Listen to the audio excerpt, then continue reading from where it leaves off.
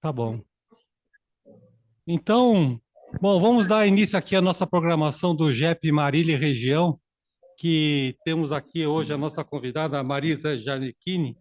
E a Marisa foi apresentada pela Ângela Jimenez, que está aqui. Depois, se a Ângela quiser dar umas palavrinhas também. Mas a Marisa, eu pedi para a Marisa assim, como é que ela queria ser apresentada?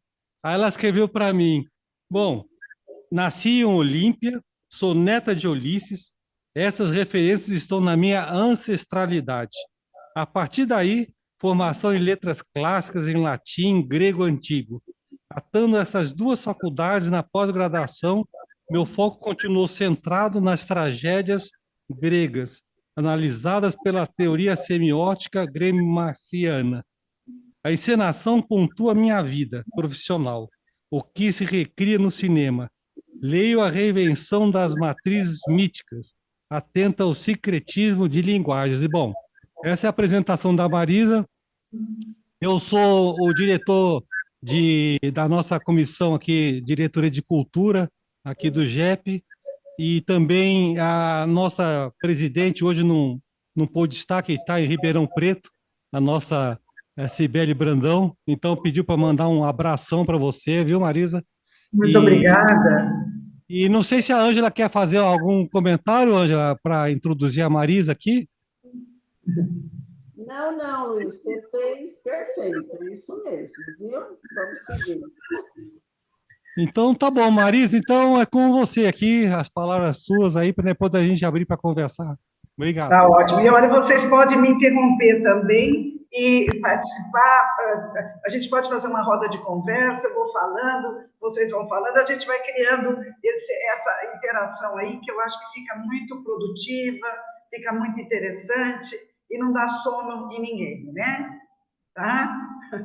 Olha, então é isso aí. Eu quero falar o seguinte, né? Vou falar assim rapidamente sobre a minha atividade e dizer por que eu tenho uma tendência a viver o objeto estético dentro de uma perspectiva de formação na minha linha de trabalho, né?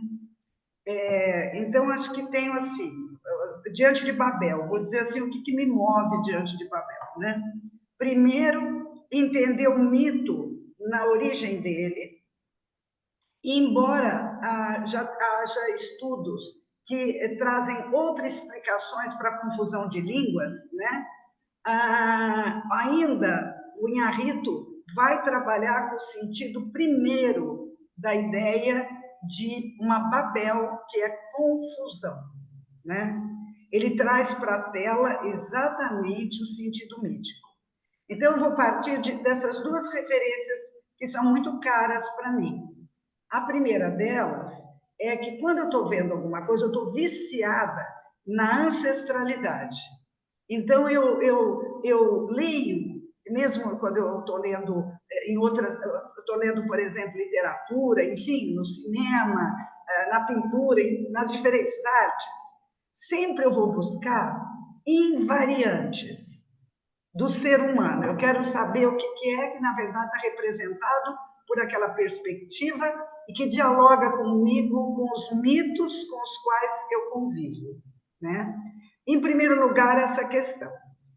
No segundo aspecto, eu, na minha formação, né, então fiz a primeira faculdade, que era de letras românicas, do latim e línguas derivadas do latim, me centrei mais no francês, né? Fiquei mais, tive uma iniciação em outras línguas, mas fiquei mais no latim, no francês e no português, né? E depois eu tinha uma ideia de que tudo havia começado com os gregos. Eu acho que era uma ingenuidade minha de achar que dá para chegar no começo, no princípio, né? Mas naquele momento em que eu vou fazer a segunda faculdade, eu tinha a ilusão de que eu estava chegando à coisa em si kantiana, né? Bom, vou descobrindo ao longo da vida que não, que a gente não chega, a gente vive na ordem do fenômeno e nunca chega a um númeno, né? Que na verdade, aquilo que a gente vislumbra, mas não atinge, né? E a minha formação era muito em literatura. Eu venho de uma época em que havia uma unilateralidade na formação do indivíduo. Então, a linguagem verbal era a que me conduzia, né? Eu estou te falando nas duas faculdades que eu fiz, na primeira mais, era assim, não havia uma conexão entre as diferentes linguagens, né? E eu entro para uma linha teórica, que é a semiótica, exatamente para poder ver se eu consigo ler a pluralidade de linguagens que constitui o tecido texto que chega às nossas mãos. Então, eu tenho muito gosto pelo cinema, porque eu sempre penso que no cinema estão conjugadas diferentes linguagens. Eu acho que sempre é assim, você está lendo um texto verbal e você vê as personagens no seu imaginário, você ouve a sonoridade, tem o ritmo do texto, então está tudo integrado, nunca uma linguagem ela é unilateral, né? Mas o cinema, ele tem, ele traz de forma muito clara o conjunto de linguagens aí inseridas, né? Então, eu estou assistindo ao filme, eu estou tendo a narrativa, eu tenho o movimento, eu tenho a música, na verdade, a sonoridade da fala das personagens, mas também uma referência de uma música que vai compondo o sentido na conjunção de tantos elementos, né? Então, eu estou viciada, então vou no meu vício e eu vou falar um pouco, então, sobre Babel, que vive dentro de mim, né? Então, a gente sabe que Babel, ela é confusão de línguas. Então, existe aquele mito, né, da Babilônia, não, que nunca um mito é de um lugar só. Porque as diferentes culturas, estudando o mundo antigo e uma busca de entender a pré-história, eu sempre vejo que, por mais diferentes culturas por onde eu ando, até numa tribo indígena, eu encontro invariantes que são representações desses mitos. Nossa, esse é aquele mito, né? Porque parece que o homem tem um inconsciente coletivo, uma coisa com a qual ele trabalha, e ele vai dando voz, materializando essa forma de ler o mundo, né? Então, Babel, confusão, aí aquela ideia, né, que vem lá de uma... A gente vê muito pela Bíblia, mas não precisaria ser só na Bíblia, né? Em que essa história se conta, né? A ideia de que os homens, sempre no mundo grego, eu trabalho muito com o trágico, o épico também, mas minha formação é muito nas tragédias gregas, né? Todo o meu trabalho de pesquisa e reinvenção do trágico no universo contemporâneo.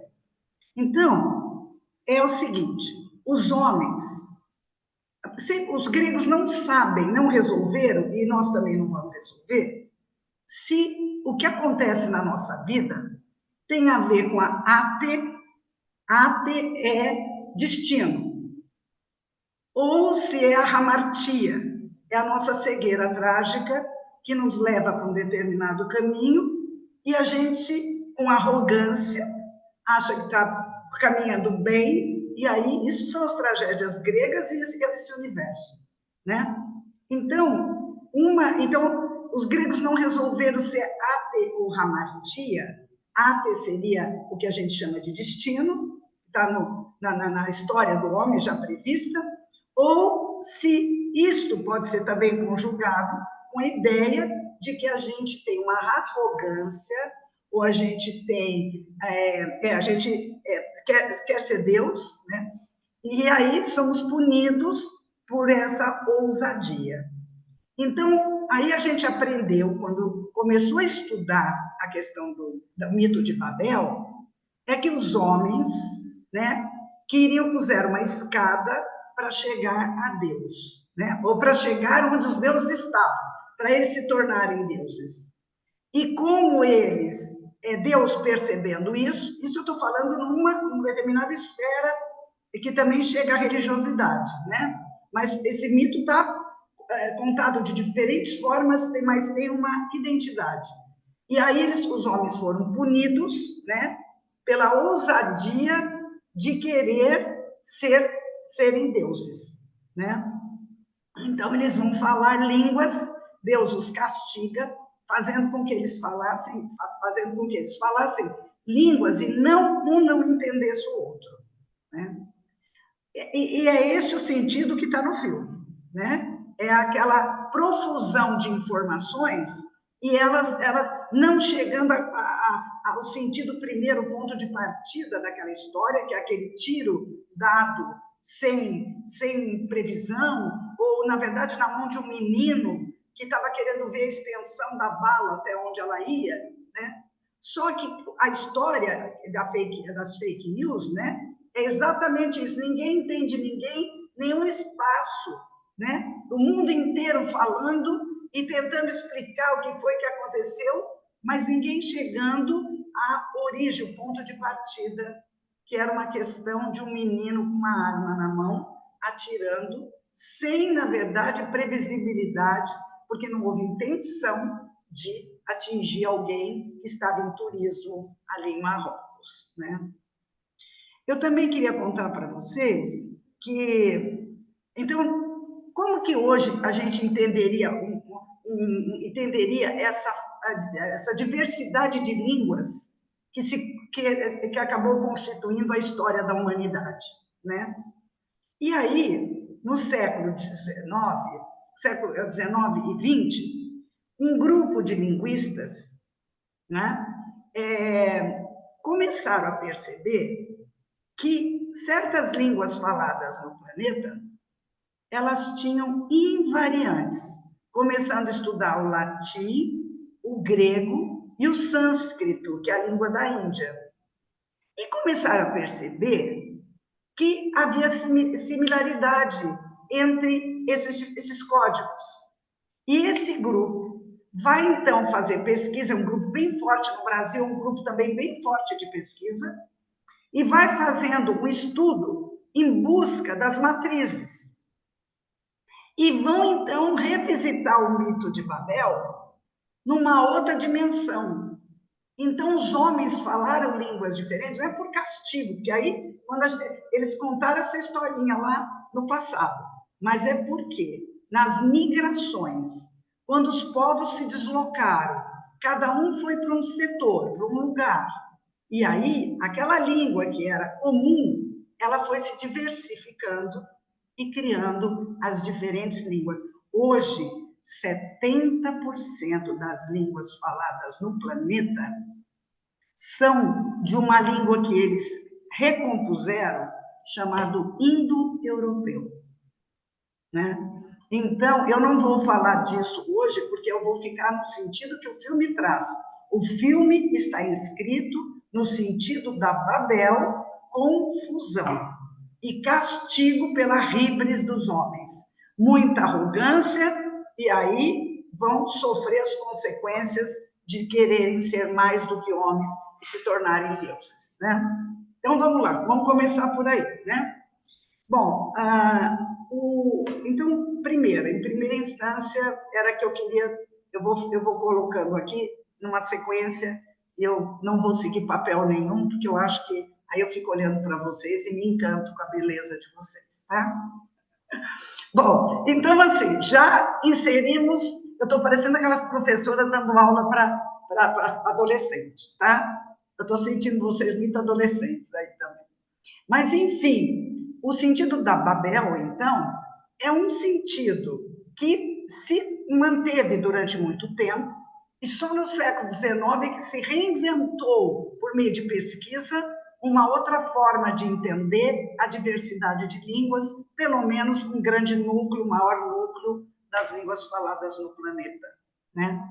Mas o Iñárritu, né, que é o cineasta mexicano, com uma experiência bastante grande na produção, a gente acompanha a história dele, ele era locutor, ele participava, ele é extremamente ativista, assim, na participação, né? E aí começam os filmes, a gente tem a galeria de filmes dele, né? Uma trilogia, a princípio, e depois os desdobramentos para outros filmes, mas, de qualquer maneira, ele vai apreender. Eu acho que ele está discutindo o trágico da existência, né? E vendo no contexto contemporâneo nosso, né? O que é que acontece com a gente que fica na superfície da notícia, né, das fake news, vamos chamar assim, e não vamos numa pesquisa para buscar a invariante que tece isso daí, né? Então, o filme é isso. O filme, eu acho que se a gente pudesse escolher duas linhas fundamentais, eu diria que a primeira delas é o verdadeiro sentido de confusão. Uma bala perdida e histórias que se vão construindo e essa imprensa toda trabalhando nesse contexto, né? E aí criando, e aí é um ataque terrorista, tudo que a gente vai entendendo a partir daí, né? São muitas questões, eu vou levantar algumas que me chamam muito a atenção, né? Então, vamos lá, vamos no enredo, para a gente ir acompanhando a sequência narrativa na produção fílmica, né? Então, um casal, né, um casal norte-americano.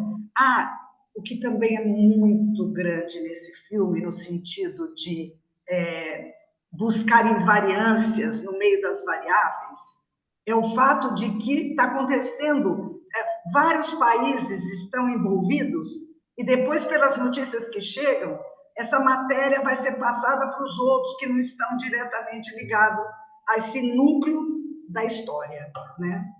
Então, o que a gente sabe? Pelo menos ali está. Ali está representado, primeiro, de partida, Estados Unidos, aí está Marrocos, aí está Japão, né? A gente vai vendo esses diferentes lugares, eles estão todos ali. E o que é muito bonito é que há várias línguas que são faladas, né? Então, além do espaço físico, que está trazendo vários lugares, né? Cada hora, e hoje com a tecnologia dá para juntar tudo isso no mesmo contexto, né?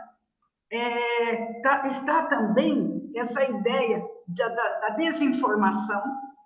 Eu acho que o filme é de 2006, mas ele vai falar de duas questões fundamentais nossas, né? Por isso a temporalidade dele, que é a ideia das fake news e a ideia também, que eu acho que está ali no filme, a questão da migração, da imigração, ou emigração, ou migração, né? Das crianças que vão para o México, a babá que leva, nossa, as questões de fronteira. A gente está vivendo tanto isso que parece que o filme é de agora, né? Então, a gente está andando por aí, né? Então, vamos lembrar o que a gente podia juntar, porque exatamente porque são muitos lugares, primeiro, acontecendo a história, né? Vários segmentos, mas o que eu acho que dá o tom do filme é a não linearidade da narrativa. Entre tantas questões que a gente está colocando aqui, está essa ideia, não é uma história linear, que você vai seguindo no tempo dos acontecimentos. Tem um ir e vir, né? Um ir e vir, que você que tem que ir juntando diferentes espaços e organizando o tempo na sua cabeça enquanto você está vendo o filme, né?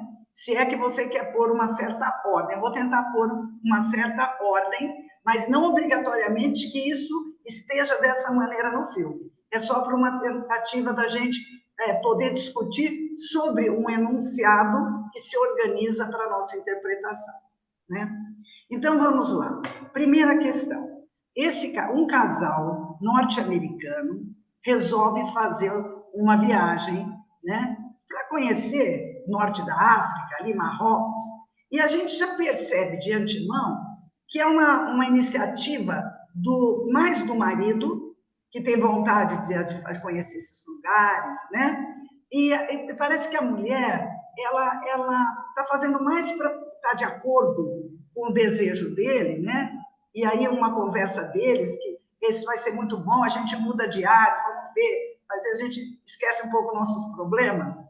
E aí deixa lá nos Estados Unidos as crianças loiras, com a babá, né, que é mexicana, e vem para esse contexto. Agora, a hora que abre o filme, a gente está em outro lugar. A gente está num ambiente muito precário, uma vida muito simples, que são dos moradores ali de Marrocos, né?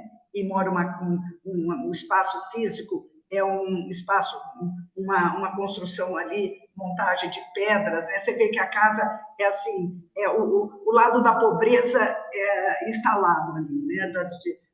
Das carências ali, né? E os meninos também, e aí aquele pegar a arma que o pai tem, esconde deles, né? E que eles vão testar escondido dos pais, evidentemente, porque não havia... Não, claro, os pais não autorizariam as armas, mas os meninos, né, pegam e vão testar, porque falaram que ela tem a bala, ela vai 3 quilômetros, né? Então, eles querem caminhar uma medição, ver se realmente essa bala vai. E, aleatoriamente, vamos chamar assim, não aleatoriamente, porque não cumpriu o seu percurso, mas essa bala vai entrar, vai atravessar a fuzilagem desse ônibus que está levando os turistas e atinge exatamente a Susan, que é quem menos queria aquela viagem, né? Parece que ela está fazendo uma concessão ali ao casal, né? E é muito mais o desejo dele de fazer um turismo em Marrocos, né? Bom, o que a gente vai assistir a partir daí é que se confrontam ali a precariedade do lugar face à expectativa dos turistas para conhecer esse norte da África aí, né? Então, esse é um prato cheio, vamos chamar assim, para dizer que precariedade, o que vocês foram fazer nesse lugar, né? Porque tudo vai se pensar que é fruto esse ferimento na mulher e que ela está correndo perigo de vida, que o erro, talvez, tenha sido ir para um lugar tão precário. Para quê? Vocês moram nos Estados Unidos, tem tudo isso lá, né? Claro que isso está nas entrelinhas, isso não está dito dessa maneira. Mas, para nós, espectadores, é assustador ver que eles vinham para esse turismo e diante da precariedade do lugar, né? Ali não adianta ter dinheiro, não adianta estar em outra classe social, não adianta. Você é precário sempre, né? E a precariedade deles ali. Então, aí a gente vai testando a forma de lidar, o modo como eles são, porque eles não conseguem de imediato. Aí fica um momento muito tenso e também muito denso, porque os que estão no ônibus, os turistas, não querem esperar a resolução do caso daquela pessoa que está ali ferida. Porque cada um está pensando em si, quer sumir dali. Acho que ali é um lugar, ainda mais que se for um atentado terrorista, que aí começam as fake news, né? Então, quer dizer, o medo, a falta de recurso de todo... não há um momento de solidariedade, né? Mesmo entre aqueles, os turistas. Porque aí salve-se quem puder, queremos ir embora. E quem vai dar apoio aí são as pessoas mais simples do lugar. Então, o casal, a mulher ferida e o marido, né, que estão ali dando todo o apoio, vai encontrar na precariedade de recursos um veterinário que vem e vai fazer uma cirurgia ali imediata a sangue frio, quer dizer, sem nada, porque não tem recurso. Mas, assim, no lugar da carência é que tem a força da relação intersubjetiva e de apoio ali, né? E os outros que estão no ônibus não querem esperar. E aí também estão esperando o helicóptero, e esse helicóptero também não vem. E aí quer falar com... Gente, mas assim, quer falar com a embaixada, para ver se pela embaixada... Porque aí, quem tem mais condição econômica é quem pode, na verdade, fazer um movimento para ver se consegue que o governo ande, que aí... Nossa, é assim, é toda hora o contraponto, toda hora a precariedade, toda hora o mundo dividido, né? Bom, eu vou falar isso depois. Mas então vamos lá, né? O que a gente vai então percebendo?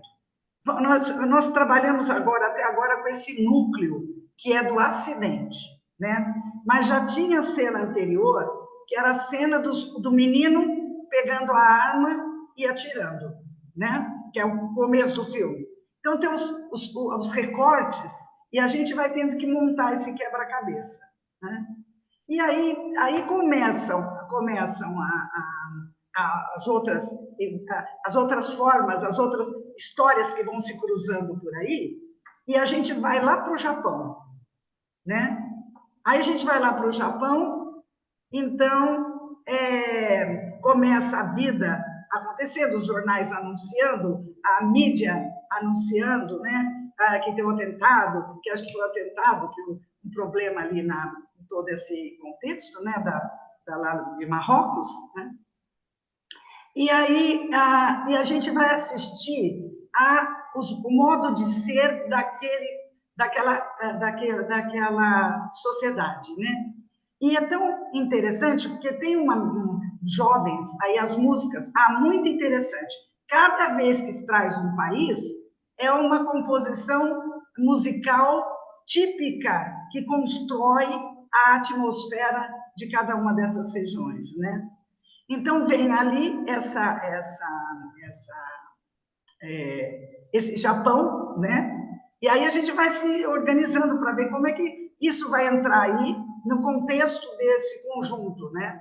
E aí tem a menina surda, muda, né?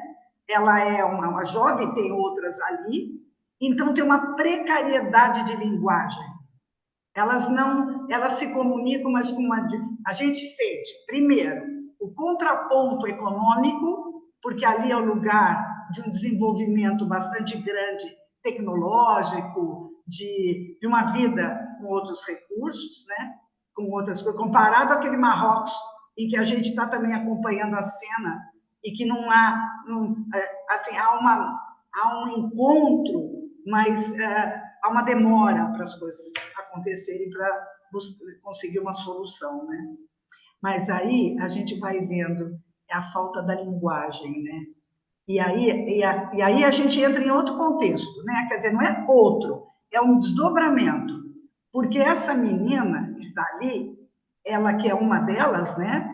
Ela é filha do homem que era caçador, que frequentava Marrocos, e lá ele depois caçou, aí ele tinha uma pessoa que era guia dele, ele dá essa arma para ele, né? Vai embora quando ele volta para o Japão, dá a arma para ele, e este homem vende para aquele pai dos meninos, um deles que é o quem atira. Então, o mundo todo conectado, mas todo assim, sem sintonia, né? É tudo assim muito... É como se cada um vivesse a sua vida e ninguém tem tempo para cuidar da vida do outro, e cada um com seus problemas, né? Eu acho que vários depoimentos do Inharrito, porque ele ganhou vários prêmios, né? Ele tem uma série de prêmios, né, das academias todas. E ele fala isso, ele fala assim, é um mundo em que ninguém entende ninguém, né? Falta essa estrutura de base. E a gente está vivendo muita superficialidade de tudo, né? Então, nada é profundo, nada é mais consistente. As pessoas não fazem elas não param para organizar, inclusive isso, que é essa história que está envolvendo o mundo todo, né? E essa menina, eu já pensei muito nessa menina, essa japonesa, né? é, que ela tem uma explosão da sexualidade dela, é assim, é como se eu vejo da seguinte maneira, como se aquela carência toda que ela tem, porque ela não se dá com o pai, a mãe morreu, ela tem uma dúvida de que jeito que essa mãe morreu, né? Durante o percurso do filme, né? Mas ela tem uma exposição do corpo. Parece assim que ela quer se entregar, ela quer sentir a vida, porque dentro dela ela está tão desprovida de condições que parece que essa explosão da sexualidade. Eu não sei se eu estou fazendo uma análise, acho que vocês, psicanalistas, é que teriam muito mais recursos para entender essa cena dela, né? Dela, das amigas, porque por que não falam, né? Não falam, são surdas e mudas, né? Como a gente não tem uma linguagem para manifestar, a gente vai procurando outras, e a forma como elas encontram é pela sexualidade, então ela vai tirando a roupa, as pessoas chegam, os homens, ela tira a roupa, né? E ela se entrega, né, para a sexualidade toda. Então, mas você vê que não é assim por um desejo elaborado dentro dela, né? Ela nem tem intimidade com aquelas pessoas, aqueles homens, eles até se surpreendem de vê-la assim tão assim fora do contexto que é mais usual, né? Ela se, mas você percebe que em algum lugar ela está procurando, ela tem uma fome de alguma coisa que ela não resolve nas suas questões pessoais, mas aí ela se expõe sem limite, né? E ela tem essa dor. Então a gente está assim, eu acho que esse filme ele tem essa propriedade que você está acompanhando uma história, de repente você cai em outra, né? A gente acha que é outra, mas depois tudo vai se juntar, né? Que é bem essa questão da linguagem. Eu acho que o Inharrito trabalha muito bem com essa questão das linguagens, né? Que por que elas não falam, elas têm uma carência do tempo, do ponto de vista da linguagem verbal, da manifestação verbal. É tudo muito de muita carência, né? E como a gente explode para além, porque a gente não tem talvez assim uma forma de poder lidar com essas questões de uma forma mais assim que talvez as questões que ela tenha que resolver, quer dizer que ela tenha que resolver não, que está no universo dela, que a mãe morreu, ela está vendo aquelas notícias lá na televisão que teve um tiro, né, uma cena muito violenta em Marrocos, mas é com o pai dela, quer dizer, não é que é com o pai dela, é que o pai dela foi o mentor da arma que acabou caçando lá em Marrocos, caçou em Marrocos, né? E aí deu essa arma, e aleatoriamente essas coisas foram desdobráveis, mas ela não tem condição de olhar para isso, ela está muito dentro do seu universo, da sua, eu diria assim, uma falta de recursos internos para poder lidar. Então, essa questão da linguagem, eu acho que ela é muito bem, quer dizer, muito bem elaborada, não. Eu acho que ela toca muito a gente, porque acho que assim, a gente fala muito e às vezes a gente não entende nada. A gente acha que está falando, está explicando, mas às vezes a gente está muito distante de olhar para dentro de nós mesmos e irmos em busca de lidar com as nossas emoções, com as nossas questões, né? Eu queria saber se vocês gostariam de fazer alguma pergunta. Não significa que eu vá saber responder. Porque, como vocês, eu não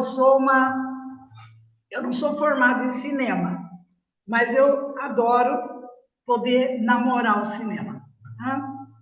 Vocês querem falar? O que vocês Internet tem têm? alguém, se tem o pessoal que está na internet, se alguém quer fazer algum comentário, colocar alguma questão. Eu tenho uma questão, uma dúvida, que é o seguinte: o diretor Inharrito, né? Ele que Isso. fez o filme Roma, não, Bom, deixa não eu ver sei. aqui que Eu eu não, fiz uma lista dos filmes dele, tá? é, Ó, Não, isso. É, eu não lembro, não estou lembrada disso.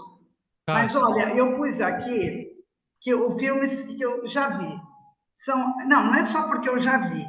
É que eu me lembrei, aí eu fui consultar e realmente eu não tá, eles realmente fazem parte do repertório dele.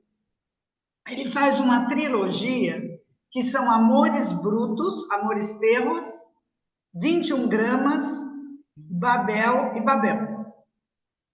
Depois Beautiful, Birdman, O Regresso, Bardo Falso, Crônica de Algumas Verdades e The Revenant e Carne e Arena. Eu, porque eu me lembre, eu tenho essa, Aham. essa referência. Mas não sei, você pode olhar aí, Dioninha, o filme Não, Roma? não, tudo bem, não era só uma Não, não, curiosidade, é que eu ô, tenho Marisa. uma assistente aqui e ela procura para mim, tá? Ó, É, o, o que eu acho que você está mostrando também é o sofrimento humano, né? Como o ser humano sofre nesse planeta, né? é, E a questão do mito de Babel, na verdade, é como se o ser humano também quisesse achar uma explicação para o nosso sofrimento todo, né? Então, os deuses estão nos castigando, né?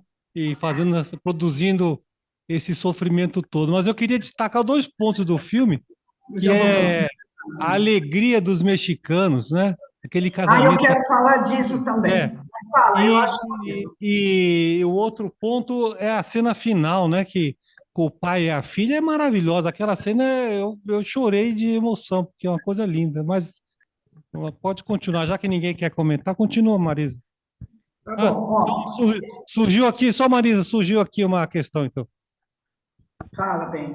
Obrigado. Primeiramente, boa tarde a todas e todos. Meu nome é Frederico, eu sou bacharel em Relações Internacionais e mestre em Ciências Sociais. Estou aqui por intermédio da doutora Rosa, muito feliz de estar participando do Cine Debate, no GEP. Queria dialogar com a professora, primeiramente em relação ao que ela comentou, que para mim, das relações internacionais é um ponto muito significativo, que são o que ela nomeou de fake news, né? São as narrativas. Isso é muito importante na minha perspectiva em relação ao filme, porque essas narrativas elas demonstram tanto as assimetrias de poder no sistema internacional, quanto as narrativas de fato e as retóricas que são utilizadas para justificar posturas muitas vezes intervencionistas entre os estados. O que eu quero dizer em relação a isso, mais especificamente, é que no âmbito dos estados não importa de fato qual foi o cerne do problema, se foi uma questão minimamente plausível de ser categorizada enquanto uma relação entre indivíduos, ou se foi uma questão de fato perpetrada entre esses estados, né? Como no caso, é uma questão individual, uma questão completamente aleatória ao âmbito estatal que aconteceu, que culminou esse incidente. Mas para os estados, de fato, não importa qual é a origem. Para eles importa como eles vão conseguir sustentar e orquestrar essa narrativa para conseguir fazer valer os seus interesses.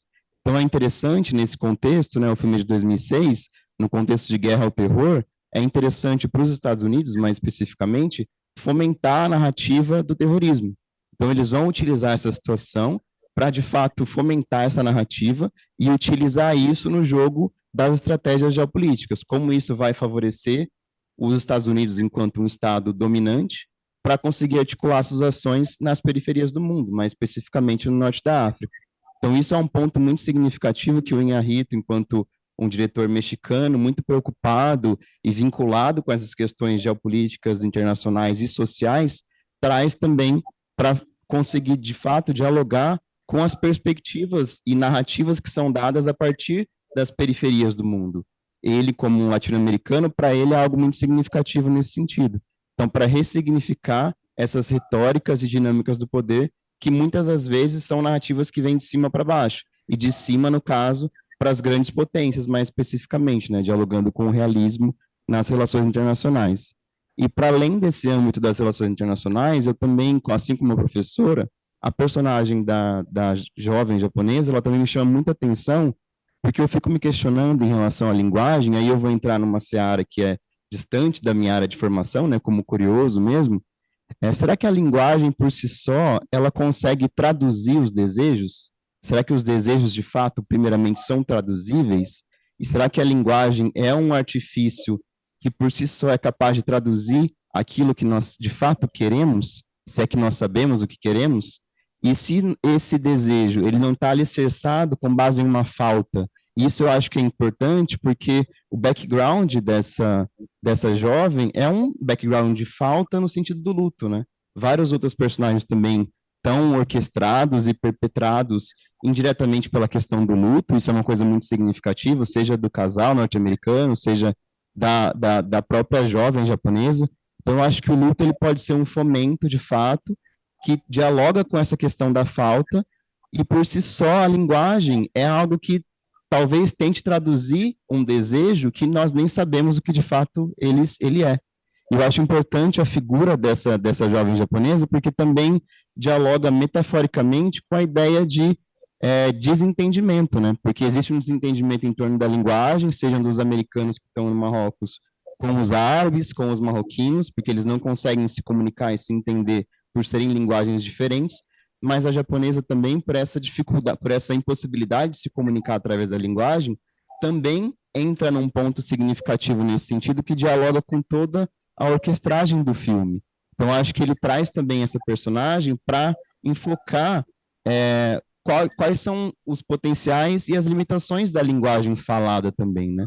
Porque eu acho que, já que, como a senhora mesmo colocou, ela não consegue se comunicar através da linguagem falada, por ser um imperativo que não faz parte, né, biologicamente, enfim, da questão das impossibilidades que ela tenta fazer isso, ela tenta dar vazão a esses desejos, tenta dar vazão ao que ela quer, de fato, conseguir, a esse desejo por reconhecimento através de outras maneiras, através mais especificamente do corpo, né, da expressão cultural, da expressão corporal que ela traz.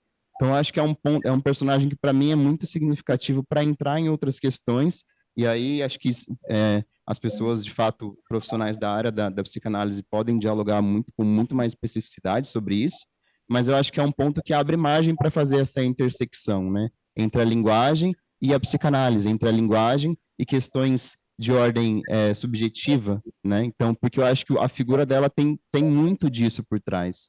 Então, acho que é mais isso que eu gostaria de colocar a princípio. Muito obrigado pela oportunidade. Eu adorei o que você falou. Você é professor, a gente é aluno diante de você, viu? Lindo, lindo, lindo.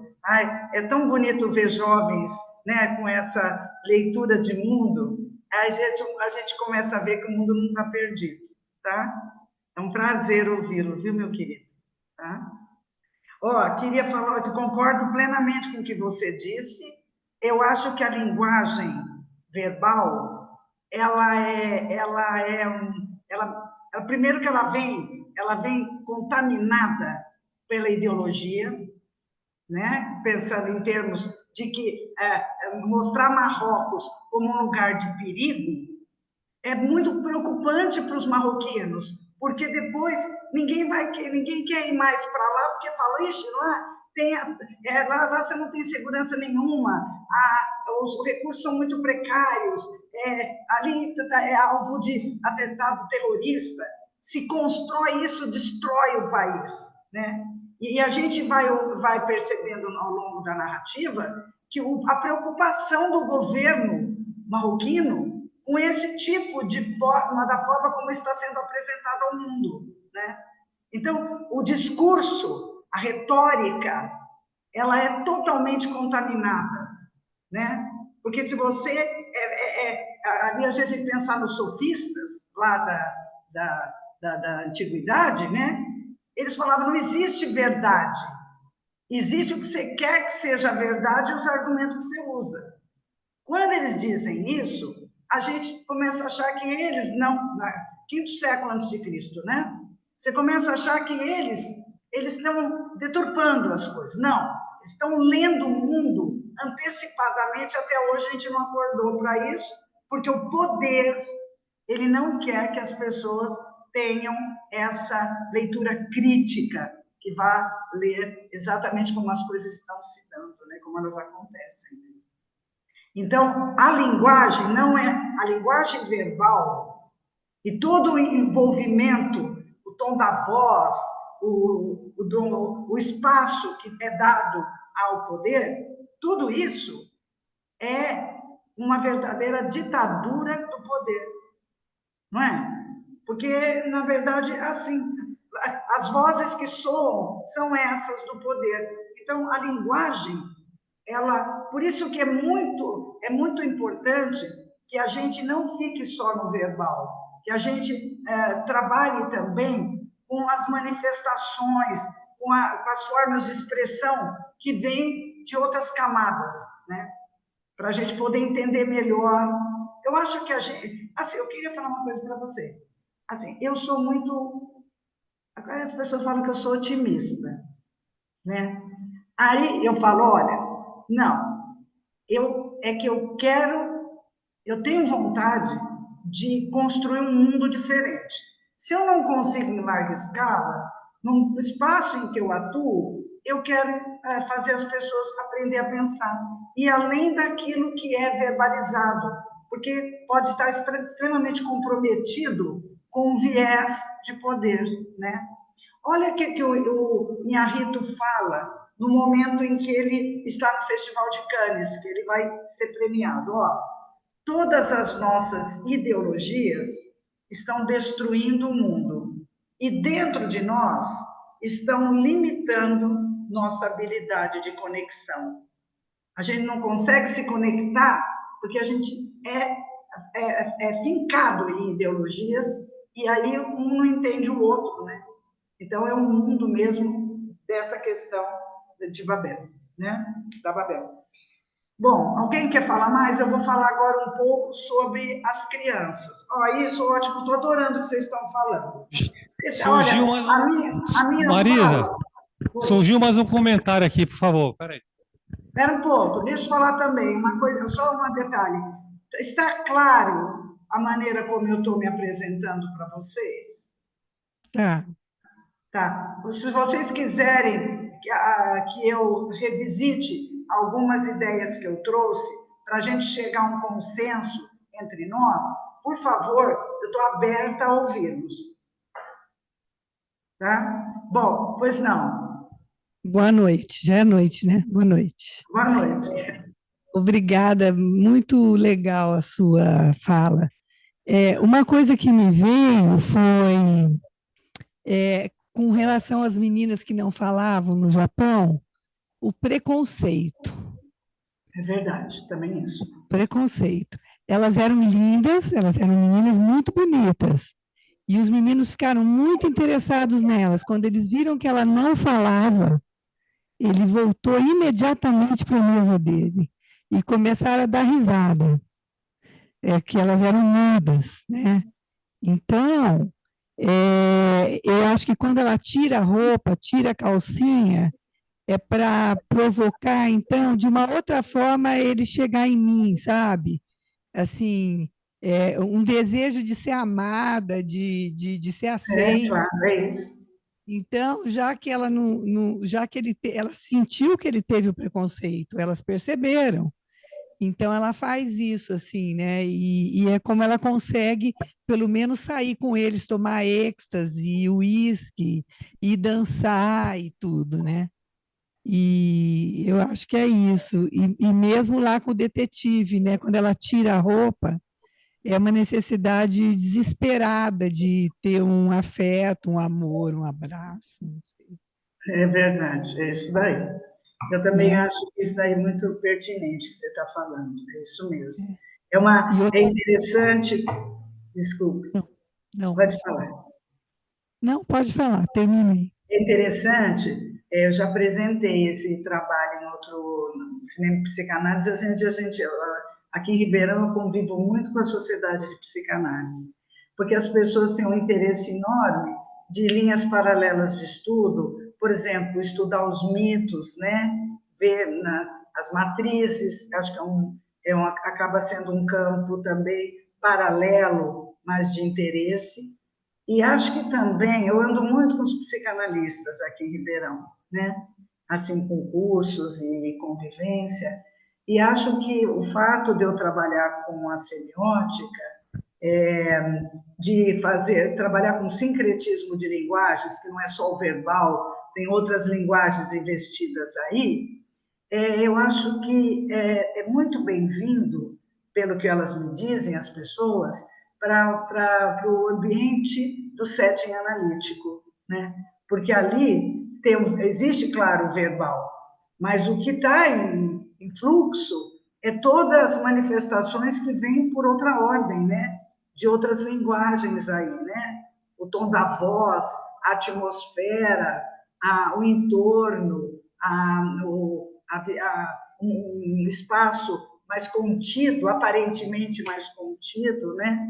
Então, eu gosto muito, eu também, quando teve um trabalho aqui, eu sempre estou com o pessoal da sociedade, mas só para contar para vocês que houve um programa que era sobre os mitos que foram eleitos pelo Bion para constituir, segundo ele, que constitui o trabalho analítico, né? E eram 5 mesas, né? Dos 5 mitos que ele elegeu, Bion, né? E aí eu fui falar sobre Babel, que um deles é Babel, né? Que aí vem dos outros, e aí sempre tinha à mesa um mitólogo, né? Que é o que eu chamo de mitólogo? Alguém que estuda mitos, né? E um psicanalista para colocar, na verdade, da perspectiva da psicanálise, né? E do Bion, como é que se poderia entender. Então, era uma mesa. O mitólogo, eu vou chamar de mitólogo assim, o estudioso de mitos, né? Ele não precisava, quer dizer, ele não deveria, seria até melhor, que ele não viesse querer dizer que ele entende de psicanálise, porque ele não é psicanalista, né? Ele é um estudioso das matrizes, né? E dessa variável, que não é, para nós, é muito do mundo greco-romano, né? Mas eu acho que a gente não pode ficar só no mundo greco-romano, porque o mundo ocidental, ele é muito recente em relação ao Oriente, aos mitos do Oriente. Então, casar essas pontes, né, e ver essa invariância em diferentes partes do planeta, né? Como é que as pessoas representam as suas questões, né? E então eu acho bonito, porque aí eu também ajudei a montar esse trabalho, porque como eu sou professora da pós-graduação da Unesp de Araraquara, eu trabalho com essa questão do grego antigo, né? E aí da leitura, da tentativa de ler no original as tragédias gregas, né? Porque às vezes a tradução, ela tradutor e tradutore, né? Então, porque parece assim que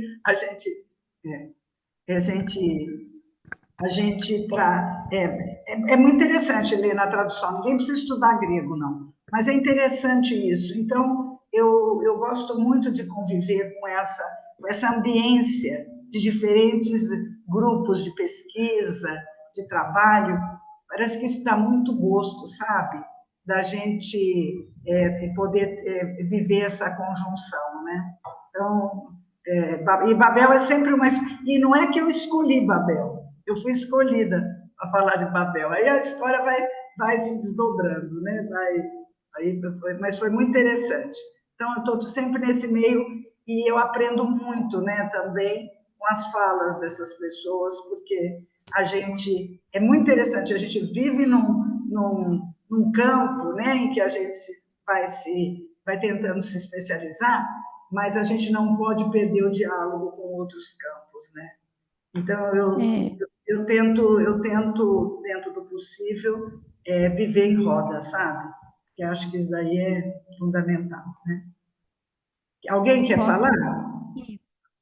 Boa noite. Eu vou falar rapidinho aqui, vou tentar organizar o que eu estava pensando, mas eu lembrei de uma frase da Amy Winehouse, que ela falava, cada um defende a verdade que lhe convém, mas nesse caso também, cada um defende a verdade que consegue suportar, né?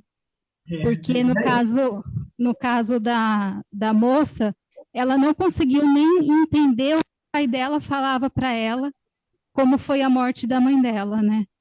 E no caso dos meninos que atiraram, o menino ficou quieto até ver que o irmão estava sofrendo, enquanto ele não ia ser prejudicado, né? E aí ele foi lá e falou.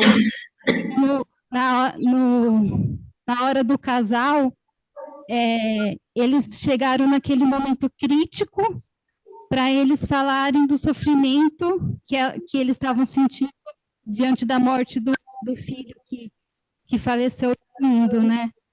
Então, eu acho assim que a gente suporta a verdade que a gente consegue suportar. Não consigo explicar muito bem, mas eu entendi isso do filme. Não, muito interessante, é uma pontuação interessante, né? Que é essa de, às vezes a gente nem com as palavras a gente dá conta, a gente está falando e parece que a gente está entendendo que não está traduzindo, isso quando a gente está tendo consciência, né? Você fala, não, mas parece que não era isso que eu queria falar, né? Porque a gente vai no fluxo da linguagem e muitas vezes a gente parece que a travessia, o caminho, não é exatamente aquele que está pulsando dentro de nós, né? Então, é também muito interessante que, assim, como somos precários em tudo, inclusive na linguagem, né? Marisa, Oi. só para te orientar aí, porque já são 7h26 da noite, se você quer ainda destacar algum ponto aí a respeito do filme ainda, e se a gente tiver mais tempo, a gente conversa. Não, eu vou ser rápida. Eu acho que não poderia passar também sem refletir a respeito das questões de migração. A babá. Primeiro, assim, a pessoa vem do México, ela já é babá. Então, já é um lugar, assim, na escala social mais baixo do que realmente o casal que está lá em Marrocos e deixou os filhos com a mulher. E aí, o fato de ela ter um casamento no México, né? E ela não tinha licença de levar os meninos, mas ela queria os dramas vividos, né?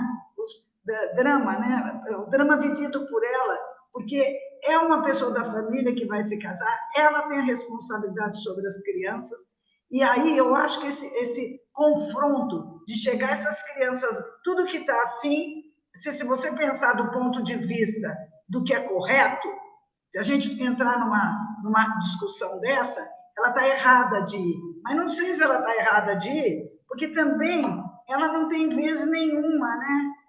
Ela tem que viver na subserviência do serviço que ela presta.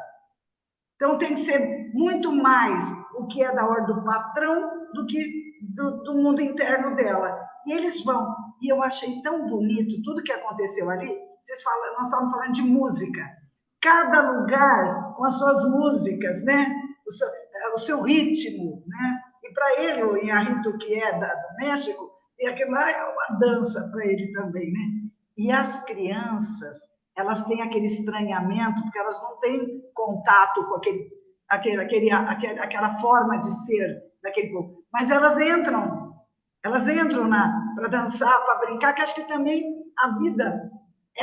Eu senti que a brincadeira de criança lá no México era muito mais divertida do que aquela vida dentro do apartamento, cuidada por aquilo, os pais viajando, né?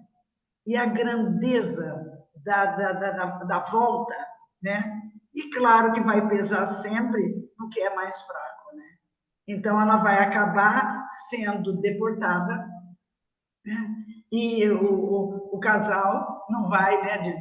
Os pais das crianças não vão fazer nenhuma denúncia contra ela, mas que luta para fazer aqueles meninos sobreviverem com dignidade e voltar para casa, né?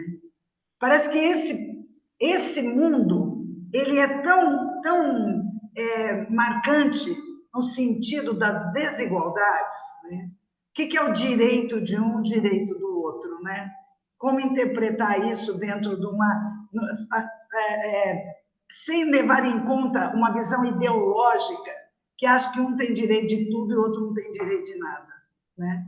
Então, a gente sente uma dor. Eu acho que o filme como Babel, ele é uma, assim, dos filmes normalmente que a gente vê e que a gente tem sempre aprendizados, eu acho que são tantos elementos que a gente se vê múltiplo também diante dele com todas as nossas questões, né?